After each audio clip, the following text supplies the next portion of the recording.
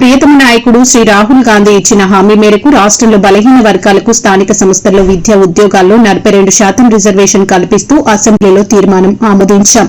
ఆ తీర్మానాన్ని గౌరవనీయ గవర్నర్ రాష్టపతికి పంపారు. ఇప్పుడు కేంద్రం బాధ్యతగా వ్యవహరించి వెంటనే ఆమోదించాలి. బలహీన వర్గాలపై నిజంగా ప్రేమ ఉంటే కేంద్ర బీజేపీ ప్రభుత్వం 42% రిజర్వేషన్ బిల్లును తక్షణమే ఆమోదించాలి. ఈ బిల్లును ఆమోదించాలన్న డిమాండ్తో ముఖ్యమంత్రితో సహా మా యావత్ కేబినెట్ ఎమ్మెల్యేలు ఎమ్మెల్సీలు కలిసి ఢిల్లీకి వెళ్తున్నాం.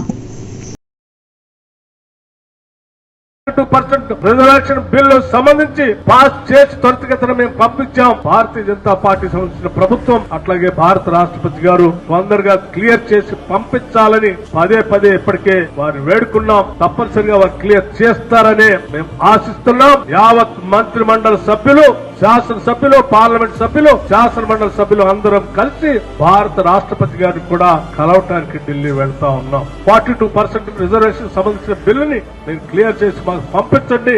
మేము సెప్టెంబర్ 30 లోపల స్థానిక సంస్థలో ఎన్నికలు నిర్వహించాలని మాకు న్యాయస్థానాలు ఒక సూచన చేశాయి. దానికి అనుగుణంగా మేము నిర్వహించాలంటే మీరు త్వరితగతిన దాన్ని క్లియర్ చేసి ఇవ్వండి అని చెప్పి వారిని అడగటం కోసం వెళ్తా ఉన్నాం.